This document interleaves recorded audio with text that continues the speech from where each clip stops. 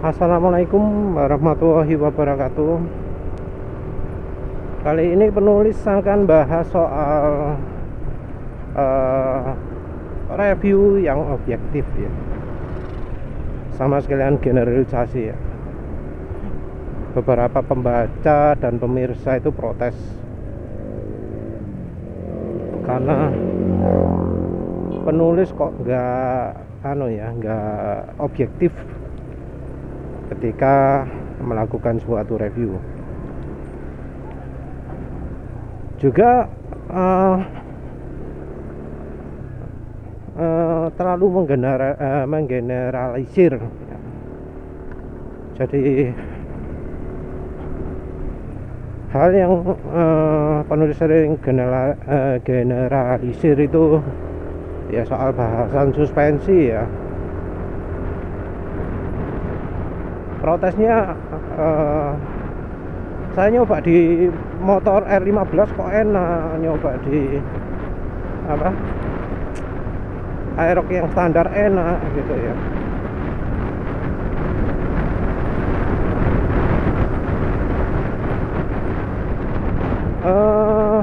Jawaban penulis soal itu ya,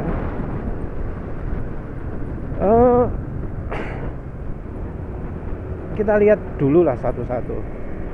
Kalau untuk soal suspensi, penulis kan sudah ngomong bahwa suspensi buatan Jepang merek lokal itu jelek. Alasannya karena single action,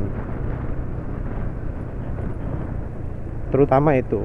Selain itu dari kualitas pembuatannya, dari cara membuatnya, dari selain dari material tapi juga konstruksinya.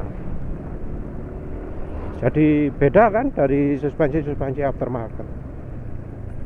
Nah, karena alasannya itu, maka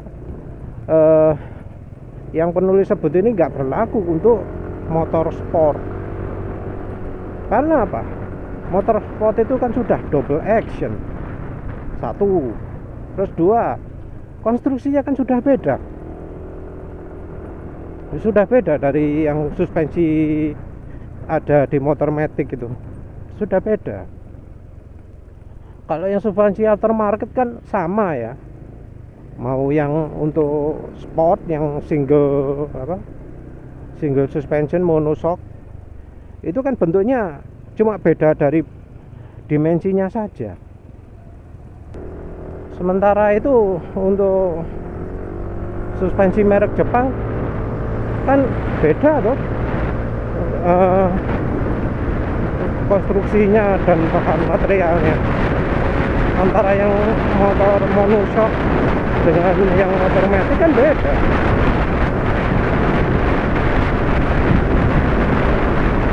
Ya itulah yang bikin penulis ngomong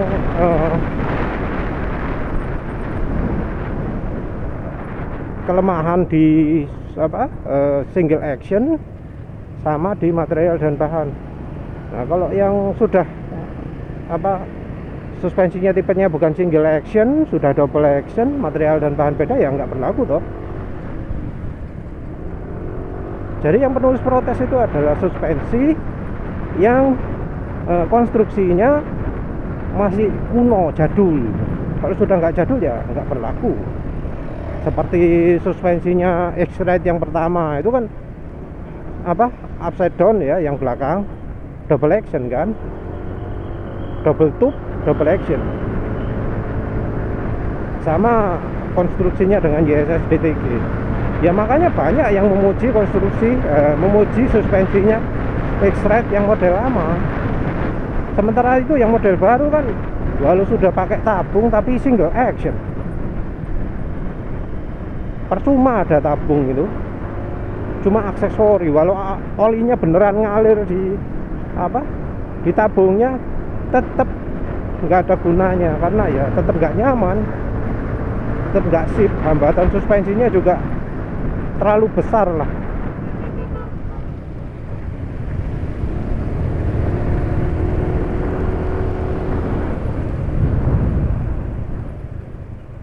Jadi ya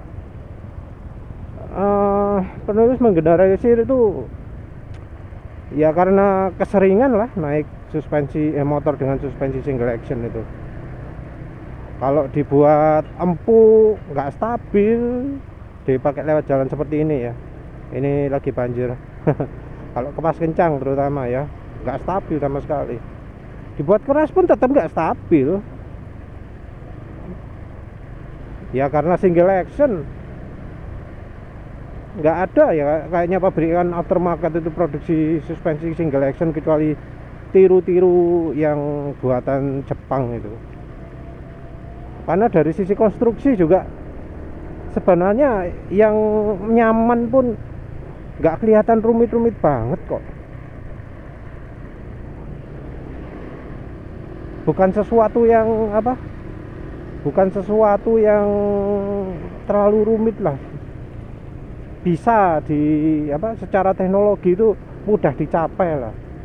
Tapi cuma pengembangannya aja, cara menempatkan komponennya saja yang perlu diperhatikan, yang butuh riset, yang butuh kemampuan tuningnya dari yang bikin itu. Selain dari suspensi juga soal oli ya. Ada yang nyebut penulis terlalu menggeneralisir.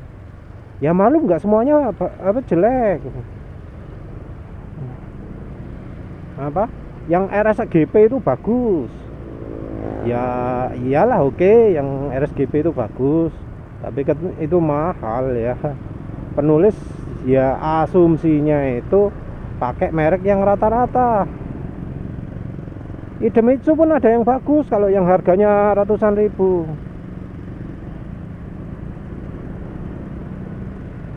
Tapi menurut penulis nggak worth it ya, nggak efisien, nggak efektif, nggak apa sih namanya, nggak yang harganya murah meriah gitu, nggak lah, mahal sekali baru bagus. Itu pun nggak dijamin sebagus yang merek murah ya, murah tapi meriah.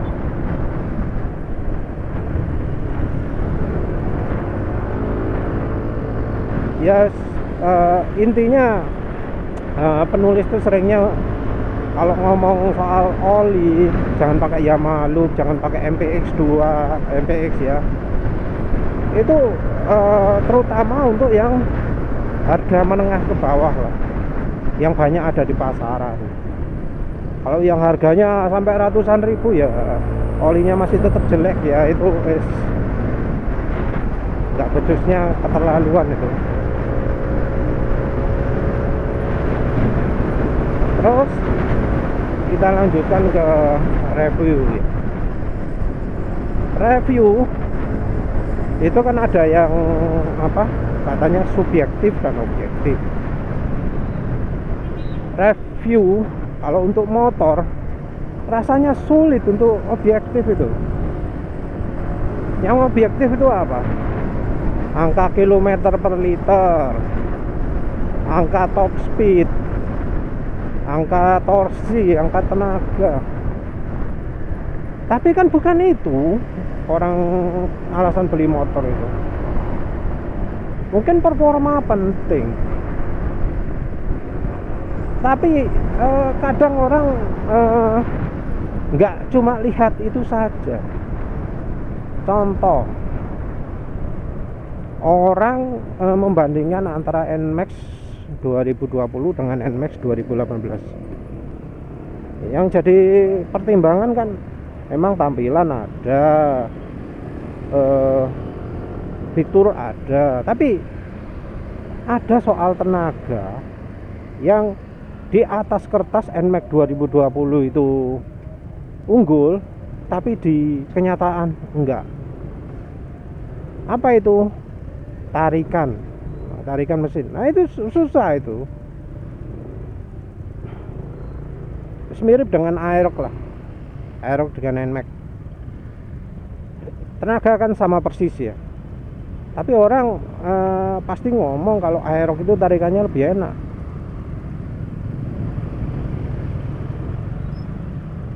Jadi orang kalau tarik-tarikan lebih suka Aerox. Nah, kayak gitu kan nggak ada di atas kertas ya. Paling nggak yang Nmax inilah.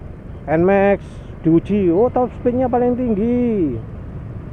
Terus tenaganya juga lebih tinggi.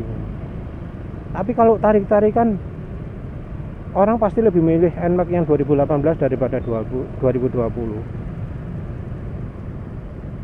Ya hal-hal seperti itu kan apa ya, dibilang objektif juga mungkin sulit karena yang merasakan orang. Jadi banyak ya yang direview itu mengacu pada feeling, pada ya yang dirasakan orang. Dan yang dirasakan orang itu seringkali pakai barometer sendiri-sendiri. Standarnya beda-beda karena pengalaman orang beda-beda. Tempat review pun berpengaruh. Jadi dibilang objektif itu sulit. Lagi pula kayaknya di Indonesia ini mana ada sih review objektif itu. Lalu getaran apa? Misalnya ada getaran di RPM tinggi, biasanya lebih ngomong kalau di RPM rendah semut, wes batukmu.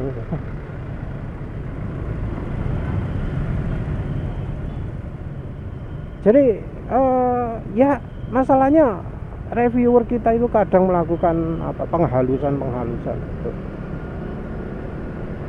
Keras lah suspensi. Kenapa kok pakai dibilang stabil di kecepatan tinggi? Ngaco. Kata penghalusan kayak gitu kadang-kadang nggak tepat ya. Apalagi karena kebanyakan orang itu reviewnya di jalan mulus.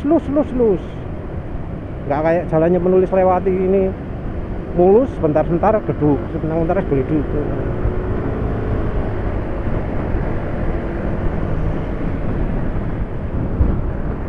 Nah, yang terutama apa soal kenyamanan itu ya, yang paling banyak subjektifnya selain dari kata-kata penghalusan macam-macam gitu.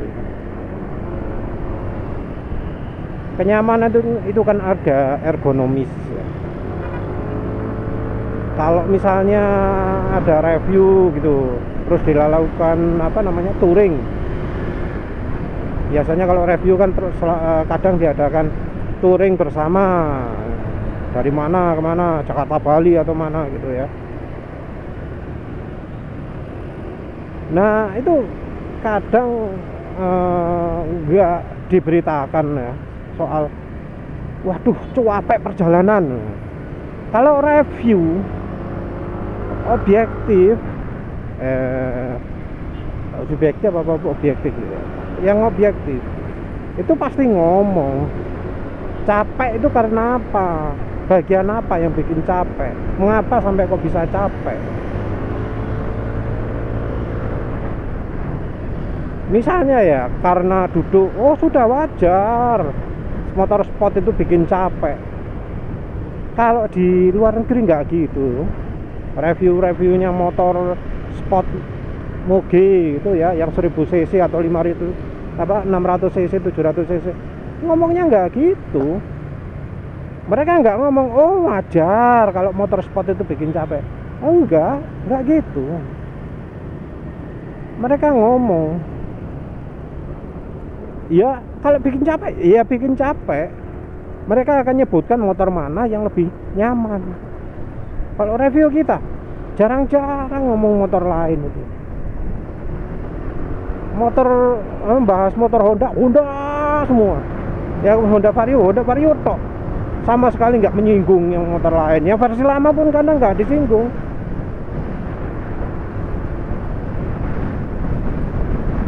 Mana bisa review itu objektif kalau misalnya nggak pakai membandingkan.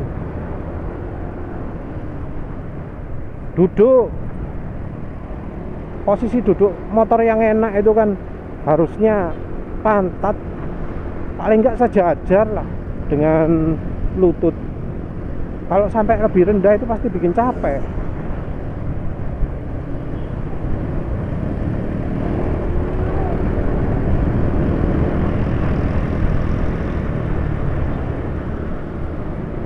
Nah, mengapa kok itu nggak disebut?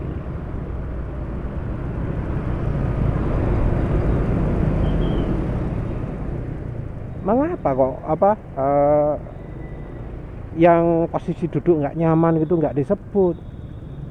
Masa gitu dibilang objektif?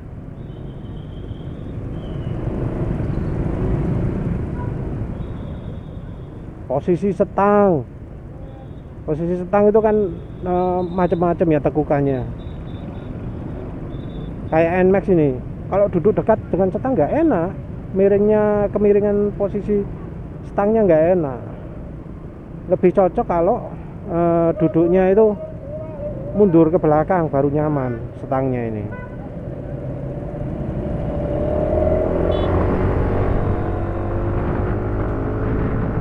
Tapi itu nggak pernah kan dibahas. Mana ada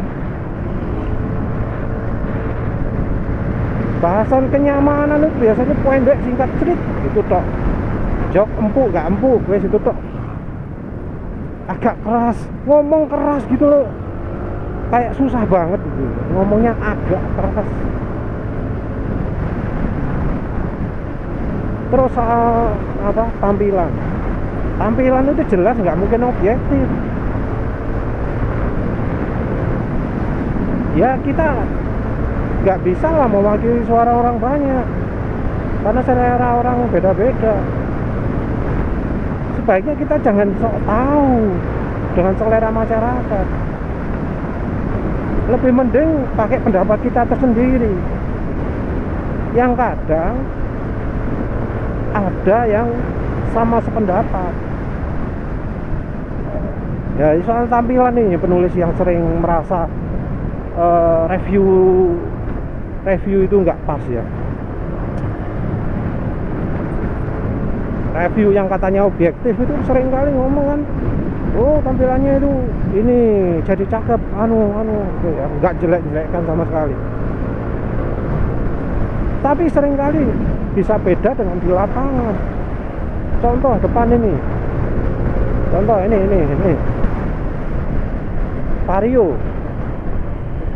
Vario ini bagian belakangnya bagus, keren. Kenapa lampunya coplok? Itu penyebabnya pasti karena suspensinya. Nah itulah salah satu penyebab penulis mengkritik suspensi Jepang. Ini jelas karena suspensinya itu sudah soak, sehingga lampunya itu kena goncangan keras, akhirnya coplok, lepas. Jadi Vario itu kan tampilannya keren belakang. Itu waktu motor launching 2-3 hari sesudah launching itu kan biasanya foto-foto galeri foto itu sudah banyak. Itu nggak ada orang yang memuji-muji tampilan belakang. Orang sama-sama ya, reviewer itu sama-sama membeo omongannya pabrikan. Jadi omongannya pabrikan itu yang dipuji itu apa? Tampilan depan.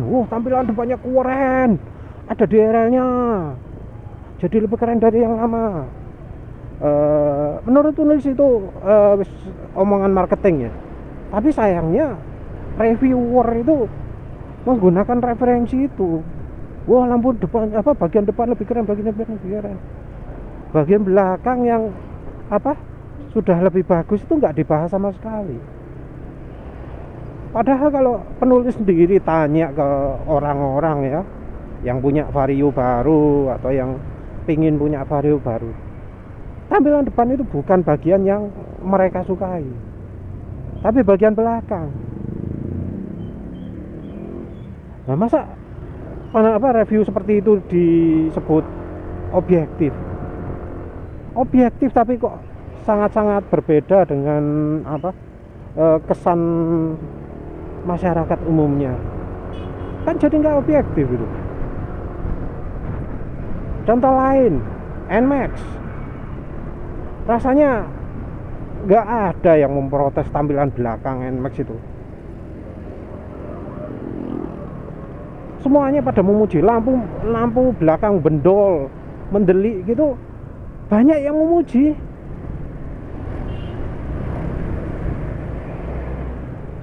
Disebut lampunya, sudah mewah, sudah kayak X-Max. Apanya yang kayak X-Max itu? Terus ya penulis kan ada temen yang hobi banget sama NMAX, punya NMAX, dirawat banget, ada versi baru, beli langsung. Ada ya motor paling punya setahun masih tetap beli. Dan ketika ada NMAX 2020 muncul, dia malah nggak beli. Penulis tanya, apa masalahnya kok nggak beli? Ya itu tampilan belakang itu. Nah, tapi gitu kok bisa lolos dari pengamatannya reviewer? Kan berarti ada yang salah.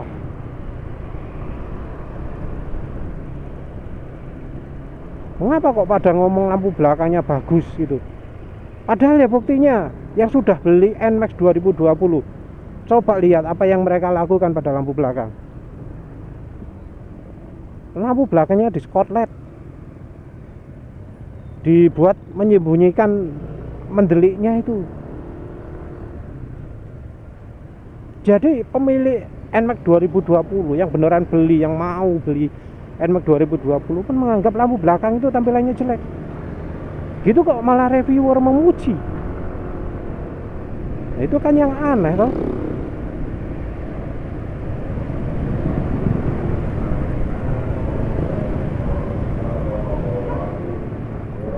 Ya kita bandingkan lah dengan NMAX 2018. Mana ada pemilik NMAX 2018 lampunya di skotlet? Menyarankan skotlet aja rasanya nggak ada. Tapi kalau di NMAX 2020 orang tanya caranya skotlet yang bagus NMAX 2020 itu banyak. Dan penulis sudah dijumpai di jalan lebih dari 1, lebih dari 2.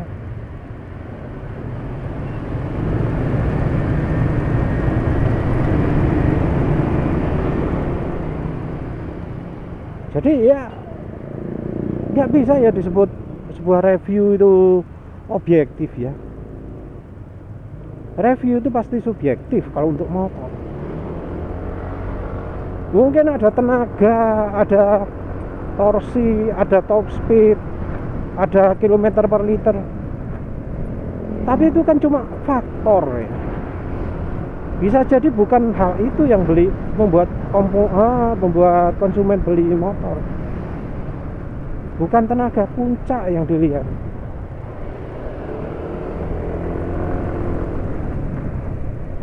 Tampilan itu seringkali yang jadi penarik utama.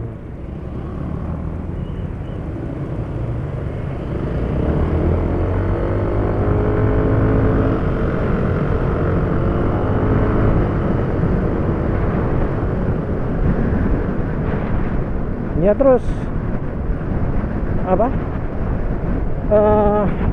nggak bisa ya kita menilai penampilan itu secara objektif.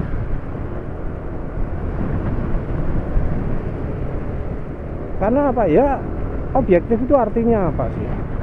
Yang netral itu artinya apa? Nggak ada emosi. Ya nggak mungkin lah. Beli motor itu pasti orang pakai emosi. Oh aku suka lampu belakangnya, wes nggak peduli yang lain.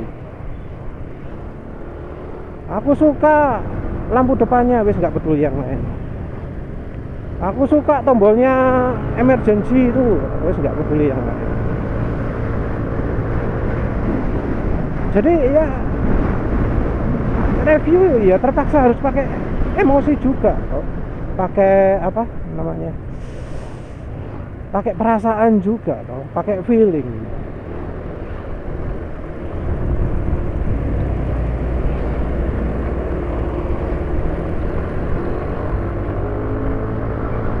Review yang nggak pakai feeling itu ya sulit lah.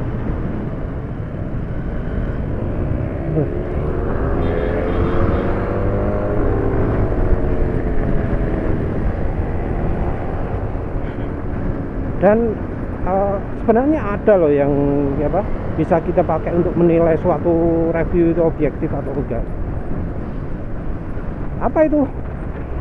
Kekecewaan konsumen ketika ketika membandingkan apa yang mereka rasakan dengan apa yang kita review. Jadi kalau sampai konsumen merasa tertipu dengan review kita, itu artinya reviewnya nggak objektif. Situ titik.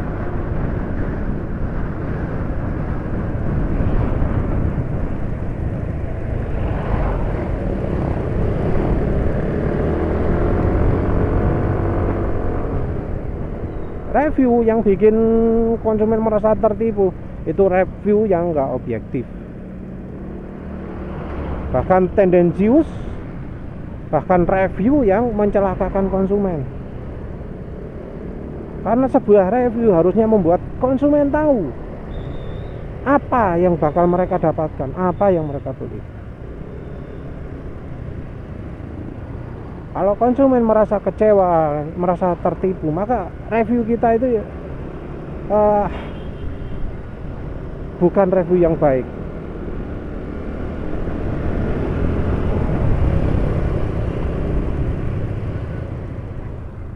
Jadi ia penulis sendiri korban dari review-review jelek tersebut. Dulu penulis sebelum beli Honda Beat baca review, ini, oh positif, enak dikendarai ya, oh enak, suspensi gimana, oh empuk. Setelah beli, penulis itu pengen maki-maki ke reviewer itu. Karena apa? Karena kok apa yang penulis rasakan itu sama sekali berbeda dengan yang mereka omongkan. Suara mesin kasar, nggak nyaman dikendarai, terus terganggu lah penulis itu, nggak merasa nyaman. Suara mesin gitu, nggak enak. Belum lagi suara kayak amplas itu, mengganggu sekali di telinga. Suspensi empuk, terlalu empuk, buat sama keluarga boncengan bertiga mentrok. Habis itu dipakai di jalan yang biasanya beton itu, waduh, kocak kacir, nggak awet, duduknya nggak nyaman, seperti jongkok gitu, capek, getaran mesin besar yang bikin tangan kesemutan gitu. Kok nggak ada yang ngomong. Reviewer kayak gitu apa ya pantas disebut objektif? Menurut penulis enggak. Reviewer yang nggak ngomong apa yang jadi keluhan konsumen itu reviewer yang nggak bagus itu. Ya wis, itu soal pendapat penulis tentang review yang objektif. Ya wis, gitu dulu. Terima kasih sudah menonton. Assalamualaikum warahmatullahi wabarakatuh.